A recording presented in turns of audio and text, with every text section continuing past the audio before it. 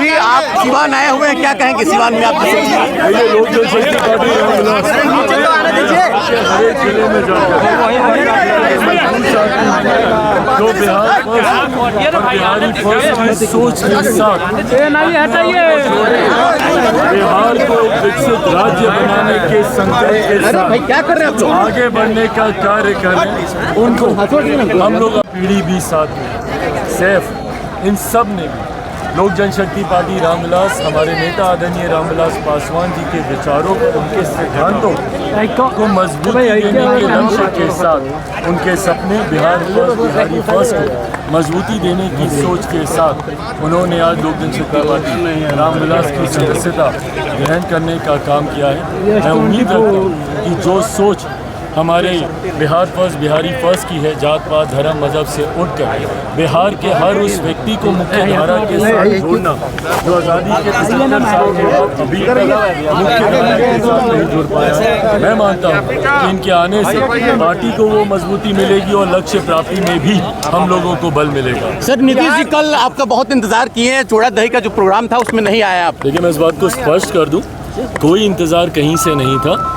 तय समय जो था उससे पहले मुख्यमंत्री जी हमारे से काफ़ी पहले लगभग 10 सवा 10 के आसपास ही मुख्यमंत्री जी आ गए थे। कल मकर संक्रांति का दिन है, आप सब जानते हैं कि मैं आस्तिक हूँ, मैं पूजा में था उस वक्त और तुरंत हमको ये मैसेज मिला कि मुख्यमंत्री जी कार्यालय के समीप ही हैं, पहुँच रहे हैं। तो जब तक वो पहुँचते तब तक हमारा पहुंचना वहाँ पे संभव नहीं हो पाया, बट इसके कोई भी राजनीतिक मायने नहीं निकाले जा।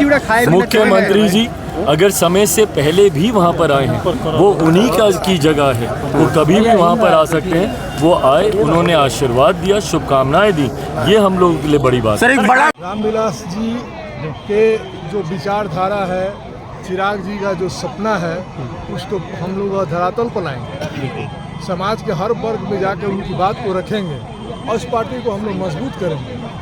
यही हम लोग का लक्ष्य है। ठीक सिवान का अगला नेता भैया जिंदाबाद। नेता तो पहले से भी थे भाई मेरे।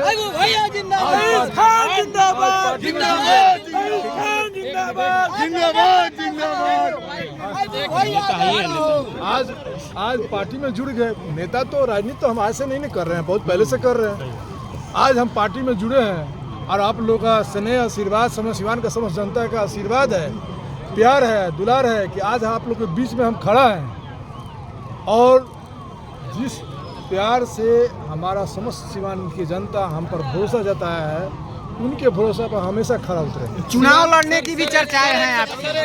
वो तो पार्टी की बात है। रईस खान अब निर्दलीय नहीं रह गए, अब पार्टी से जुड़ गए हैं। अब पार्टी का आलाकमान तय करेंगे क्या करना है। बिहार में विधानसभा चुनाव हो रहे हैं, ये चुनाव निर्धारित करेंगे हम लोगों के आने वाले 5 साल का भविष्य। और ये 5 साल हर व्यक्ति के जीवन में अति महत्वपूर्ण होते हैं। हम लोगों के लिए इन 5 साल के समझना जरूरी है। जरूरी है हम लोग को इस बात का सही चयन करना कि आने वाले 5 साल की सत्ता हम लोग किस नेतृत्व के हाथ में, किस नेता, किस गठबंधन के हाथ में हम लोग सौंपने जा रहे हैं। साथियों, इन 5 सालों में बिहार विकास की गति पे कहीं आगे बढ़ सकता है अगर हम लोगों का फैसला सही रहा। बार बार हमारे प्रधानमंत्री आदरणीय नरेंद्र मोदी जी इस बात का जिक्र करते हैं कि किसी भी राज्य के विकास के लिए डबल इंजन की सरकार का होना जरूरी है। मतलब जो सरकार केंद्र में, वही सरकार राज्य में। हमारे प्रदेश की एक विडंबना रही है। जितने बुजुर्ग यहाँ पर मौजूद हैं, वो लोग इस बात को समझेंगे और मैं चाहता हूं कि युवा पीढ़ी भी इस बात को समझे। हमारा प्रदेश आजादी के 75 साल के बाद आज भी पिछड़ा प्रदेश कहलाता है। इसका कारण है कि आजादी के बाद एक लंबे समय तक बिहार में विरोधाभास की सरकार है। विरोधाभास की सरकार का मतलब केंद्र में कोई और सरकार, राज्य में कोई और सरकार, और लगभग 27 साल का समय ऐसा था निरंतरता में, जहां पे केंद्र में कोई और सरकार, राज्य में कोई और सरकार। जब केंद्र में यूपीए की सरकार थी तो बिहार में एनडीए की सरकार थी। जब केंद्र में एनडीए की सरकार आई तो बिहार में महागठबंधन की सरकार आई।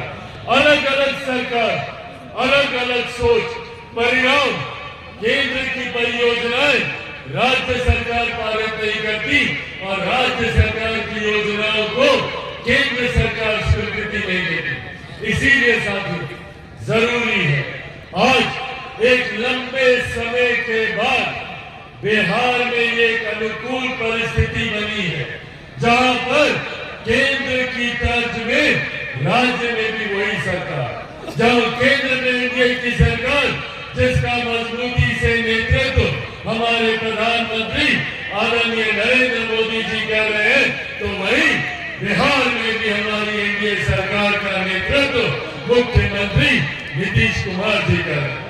और यही कारण है कि पिछले कुछ वर्षों में आप लोगों ने देखा होगा कि एक के बाद एक विकास की बड़ी बड़ी परियोजनाएं बिहार में धरातल पर उतर रही हैं।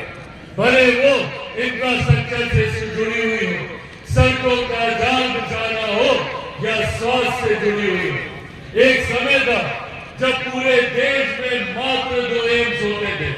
आज हम लोगों के लिए ये सौभाग्य की बात है कि मेरे प्रधानमंत्री आदरणीय नरेंद्र मोदी जी की देन है कि आज बिहार मात्र में 2 एम्स मिलने जा रहे हैं। एक पटना में है तो एक दरभंगा में खुलने जा रहा है।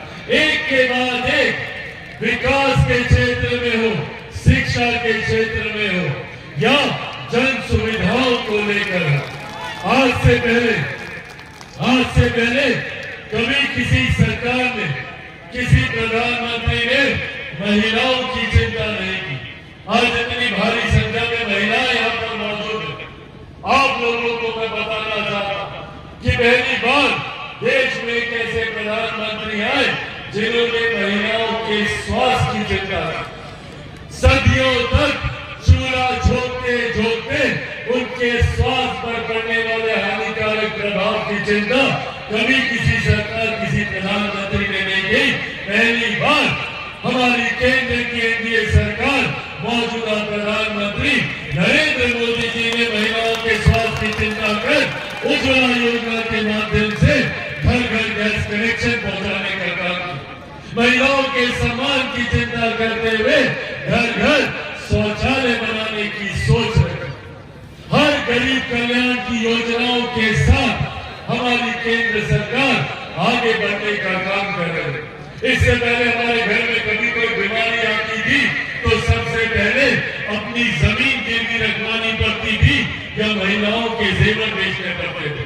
पर आज भगवान न करे अगर किसी के घर पे बीमारी आती है तो हमारे प्रधानमंत्री जी और हमारी केंद्र सरकार की देन है कि आयुष्मान योजना के तहत 5-5 लाख रुपए का मुफ्त इलाज हर व्यक्ति को मिलेगा। इस बात को हम लोगों ने सुनिश्चित कराने का काम किया। हाँ साथियों, जब हम लोग गरीब कल्याण की बात करते हैं मुझे खुशी होती है, मुझे गर्व होता है कि मेरी रगों में एक ऐसे नेता का खून है जिन्होंने हमेशा गरीबों, वंचितों, शोषितों को मुख्य धारा के साथ जोड़ने का काम किया। आज मेरे जितने साथी हाथ में मोबाइल फोन लेकर तस्वीर खींच रहे हैं या वीडियो बना रहे हैं, ये मोबाइल फोन मेरे नेता, मेरे पिता आदरणीय रामविलास पासवान जी की देन है कि आज घर घर तक मोबाइल फोन पहुंचा। जब वो दूरसंचार मंत्री थे उस वक्त पहली बार देश में मोबाइल फोन आया, पर जब ये फोन आया तो उस वक्त ये अमीरों की जागीर था। ये एक ऐसा दौर था जब इनकमिंग कॉल के लिए भी हम लोगों को पैसा देना पड़ता था। उस वक्त